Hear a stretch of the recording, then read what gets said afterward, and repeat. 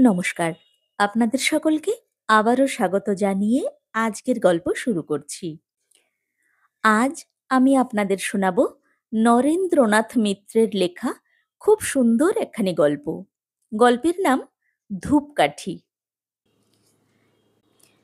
মান্যবরেষু, আমি আপনার সম্পূর্ণ অপরিচিতা।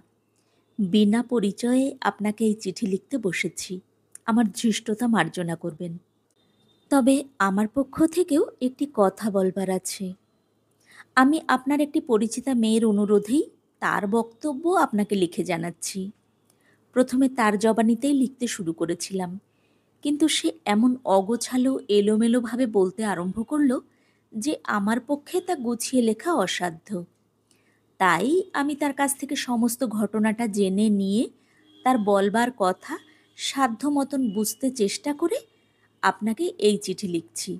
জানি না এতে উদ্দেশ্য কতটুকু সিদ্ধ হবে, তার মনের কথা কতটুকু আপনাকে বুঝিয়ে বলতে পারবো।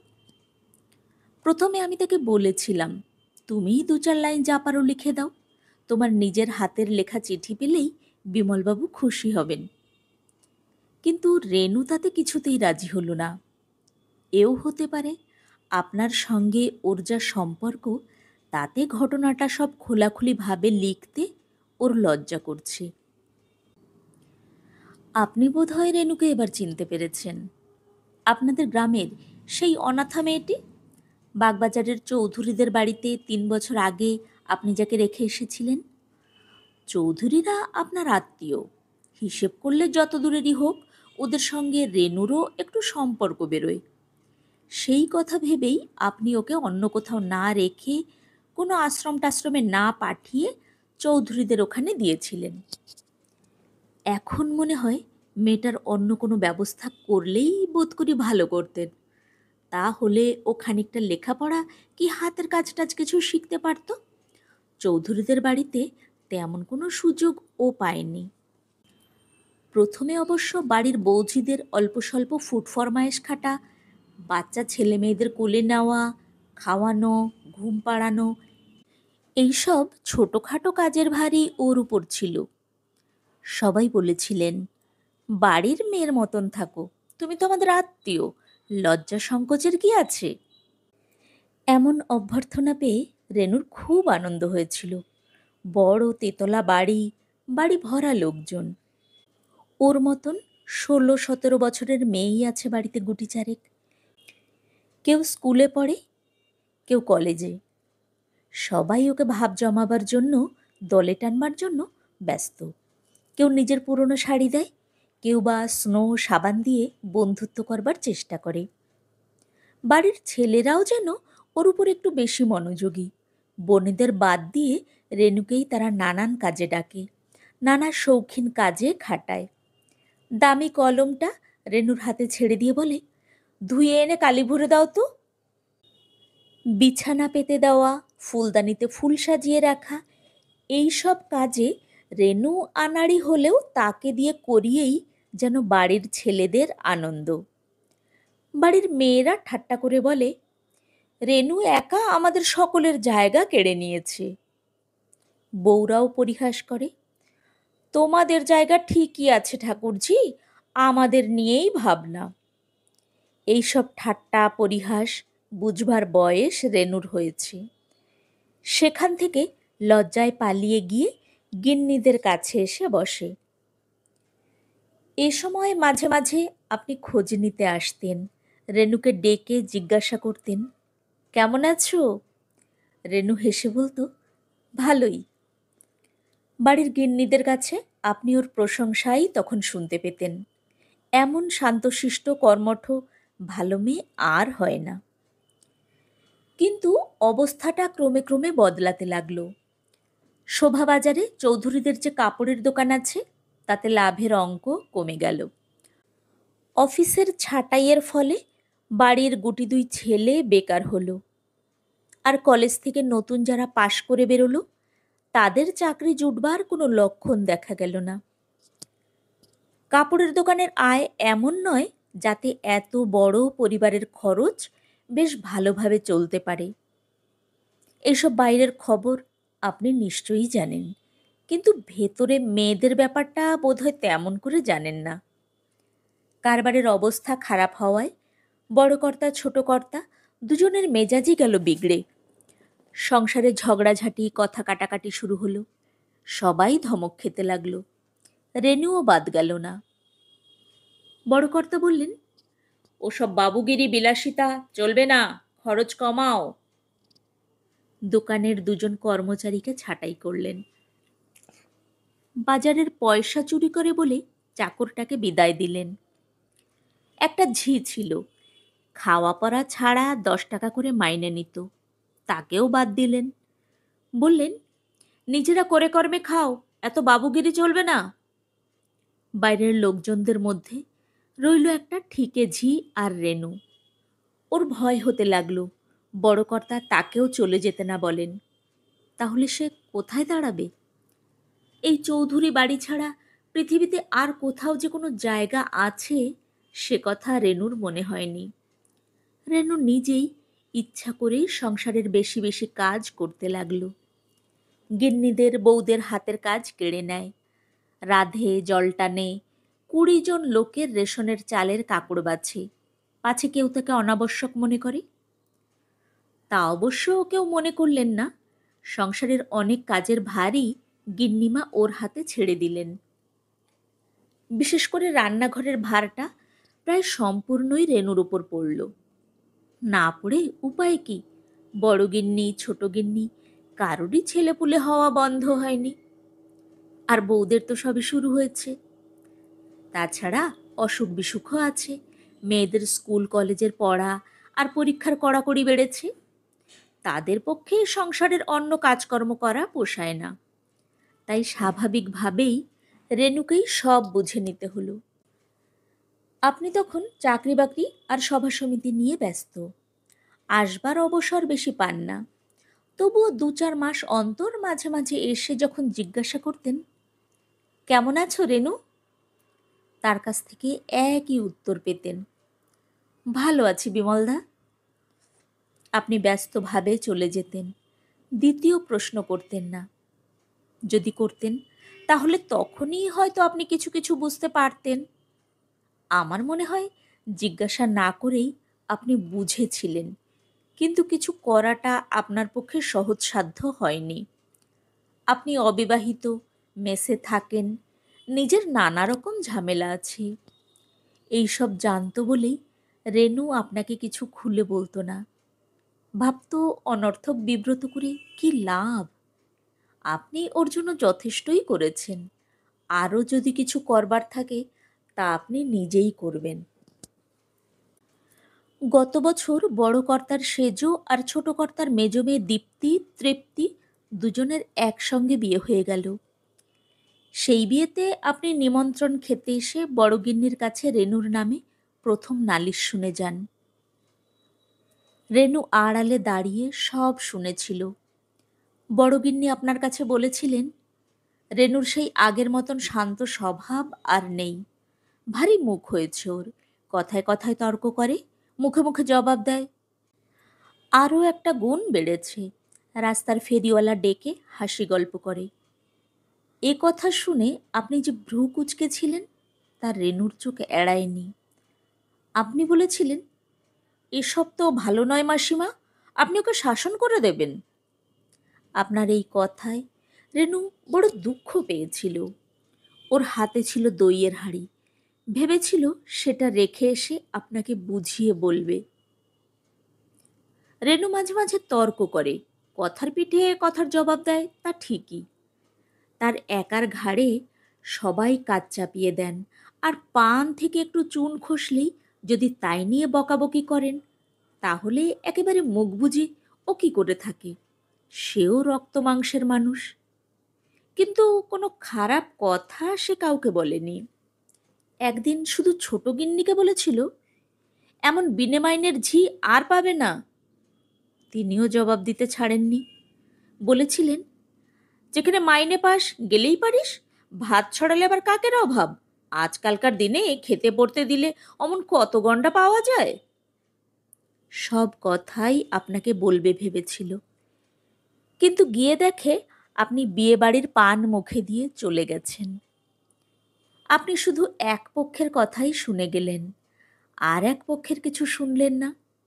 সেই জন্য রেনুর মনে সেদিন ভারী দুঃখ, অভিমান, এমনকি একটু রাগও হয়েছিল আপনার ওপরে। সুযোগ পেলে সেদিন অনেক কথাই রেনু আপনাকে বলতো। চৌধুরীদের কারবারের অবস্থা আগের চেয়ে ভালো হওয়া সত্ত্বেও বাড়ির কাজকর্মের জন্যে ওরা যে আর নতুন লোকজন রাখেনি, জল তোলা, বাটনা বাটা, দুবেলা রান্না সবই রেনুকে করতে হচ্ছে, এ খবরটা আপনাকে সে জানাতো। আর ফেরিওয়ালাদের ডেকে গল্প করার কথা, তাও রেনুর মুখেই আপনি তখন শুনতে পেতেন। কারণ ব্যাপারটা তখনও খুব ঘোরালো হয়ে ওঠেনি। ওদের সেই রামকান্ত বোস স্ট্রিটের গলি দিয়ে কত ফেরিওয়ালাই তো যেত। কেউ জিনিস বেচতে চায়, কেউ কিনতে চায়। ছিট কাপড়, বাসন, শিশি বোতল, সোনপাপড়ি, চিনেবাদাম, ফুল, ধূপকাঠির ফেরিওয়ালারা সকলেই চৌধুরী বাড়ির কাজ দিয়ে যাতায়াত করত। দুপুরবেলা কি বিকেলবেলায় এসে হাঁক দিত। বাড়ির বৌঝিরা দোরের কাছে এসে নেড়েচেড়ে দেখত, দরদাম করত। কোনো কোনো দিন জিনিস রাখত, বেশিরভাগ দিনই ফেরত দিত। সেদিন বিকেলবেলায় নতুন বউ নীলিমা দোতলা থেকে বলল, রেনু, আমি চুল বাঁধছি ভাই, ধূপকাঠিওয়ালা এসেছে, দুয়ানার ধূপকাঠি রাখো তোর কাছ থেকে, ওর কাঠিগুলো বেশ ভালো। বিকেলের জলখাবারের জন্যে রেনু সবে ময়দা মাখতে বসেছিল। তাড়াতাড়ি হাত ধুয়ে সদরের কাছে এসে দাঁড়ালো। দুয়ানার ধূপকাঠি দিন তো। দাও কথাটা ঠিক মুখে এলো না রেনুর। 22-23 বছরের যুবক, লম্বা ছিপছিপে চেহারা, গায়ে একটা ছিটের হাফ শার্ট, পায়ে একজোড়া স্যান্ডেলও আছে। একে চট করে তুমি বলা কি সহজ? হলোই বা ফেরিওয়ালা। 4 আনা দামের প্যাকেট যদি নেন সেগুলো আরও ভালো হবে। ফেরিওয়ালা একটু হেসে বলেছিল। রেনু বলেছিল, না না, আপনি 2 আনারটাই দিন। ফেরিওয়ালা আর কিছু না বলে 2 আনার ধূপকাঠি দিয়ে চলে গিয়েছিল। পরদিন দুপুরের একটু পরে ফেরিওয়ালা ফের এসে হাজির। ধূপকাঠি। রেনু দোরের কাছে এগিয়ে এসে বলল, আজ দরকার নেই আমাদের, কাল যা দিয়ে গিয়েছিলেন তাই পড়ে আছে। ফেরিওয়ালা বলল, অল্প করে কিছু নিন, কাল আপনাদের এখানে বউনি করায় আমার বিক্রি খুব ভালো হয়েছিল। রেনু হেসে বলল, এ কথা বোধহয় সব বাড়িতেই একবার করে বলেন। ফেরিওয়ালাও হাসল। না না, সত্যি বলছি, আপনার হাতে প্রথম বউনি হওয়ায় কাল আমার খুব ভালো লাভ হয়েছে। এমন শুভ লক্ষণ যে রেনুর মধ্যে আছে সে কথা এর আগে কেউ তাকে বলেনি। ভারী ভালো লাগলো ওর। বলল, দাঁড়ান, আমি পয়সা নিয়ে আসছি। সেদিন আর পয়সা চাইতে নূতন বৌদির কাছে গেল না রেনু, পুরনো বৌদের কাছেও নয়। ছোট একটা বার্লির কৌটোর মধ্যে 2-4 পয়সা করে নিজে যা সঞ্চয় করেছিল তার থেকে একখানা দুয়ানি বের করে নিয়ে এলো। ফেরিওয়ালা রঙিন কাগজে মোড়া ধূপকাঠি আর একটি প্যাকেট ওর হাতে দিয়ে গেল। কাঠিগুলি সব রেনু নিজে নিল না, বাড়ির বৌঝিদেরও 2-4টি করে বিলোতে লাগলো। নতুন বউ বলল, খুব যে ফুর্তি, এতক্ষণ ধরে কি গল্প হচ্ছিল ধূপকাঠিওয়ালার সঙ্গে? বারে, কি আবার হবে? নীলিমা হেসে বলল, আমি সব শুনেছি। বড়গিন্নি ধূপকাঠিগুলি রেখে রাগ করতে লাগলেন। এই তো কালও কতগুলো কাঠি কিনেছে নতুন বৌমা, আজ আবার কেন মিছিমিছি পয়সা নষ্ট করলে? নীলিমা জবাব দিল, আজ আর আমি কিনিনি মা, রেনু তার নিজের পয়সায় কিনেছে। বড়গিন্নি জবাব দিলেন, নিজের পয়সা পরের পয়সা বুঝি নে বাপু, পয়সা তো সব এক জায়গা থেকেই আসে, বাড়ি শুদ্ধ সকলেই যদি এমন বিলাসী হয়ে ওঠে তাহলেই হয়েছে। কিন্তু বড়গিন্নির রাগ আর বকুনিতে রেনুর সেদিন মন খারাপ হলো না। তার কথার কোনো জবাব দিল না রেনু।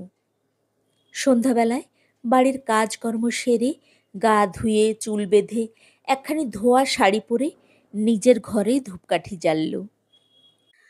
রান্নাঘর আর ভাড়ার ঘরের মাঝখানে ছোট্ট একটু খুপড়ির মতন জায়গা আছে, সেই ওর থাকবার ঘর। আগে অবশ্য দোতলায় একটি ঘরে ছোট ছেলেমেয়েদের সঙ্গেও থাকতো, কিন্তু বাড়ির দুটি ছেলের বিয়ে হওয়ায় ও বাড়িতে ঘরের খুব অনটন হয়েছে। রেনু নেমে এসেছে এই নিচের ঘরে।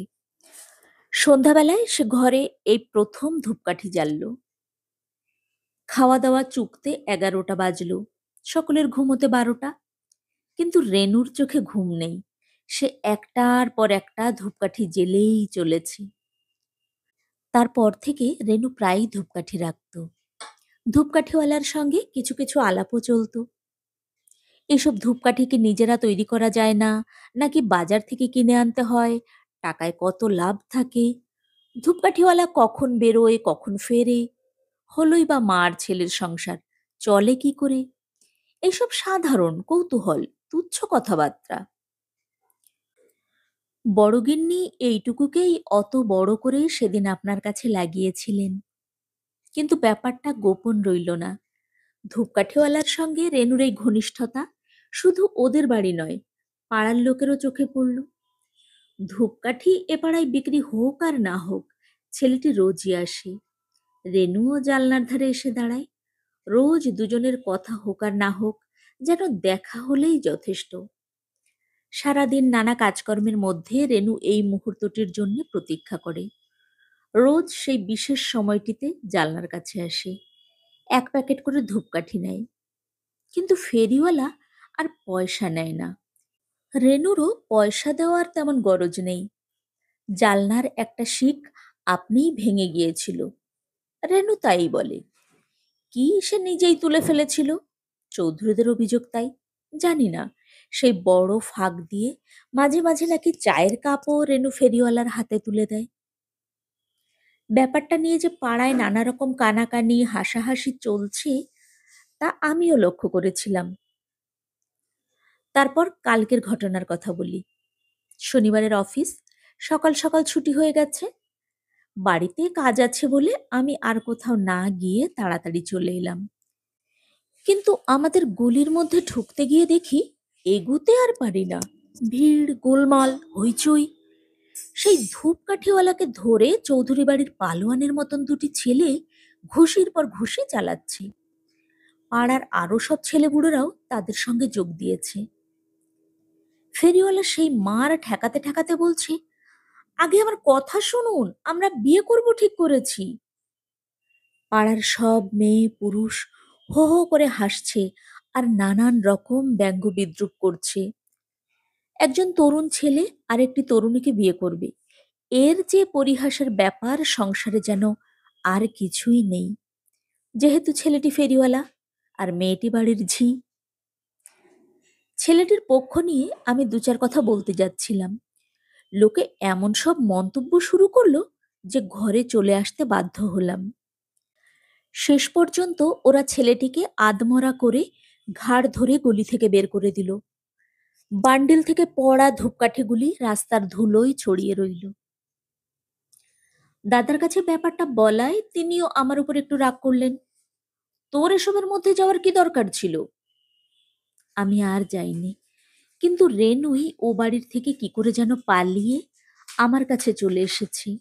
সামনাসামনি বাড়ি, ওর সঙ্গে আমার সামান্য মুখ চেনা ছিল, কিন্তু এখন ও আমাকে এমন করে ধরেছে যেন আমি ওর চিরকালের চেনা।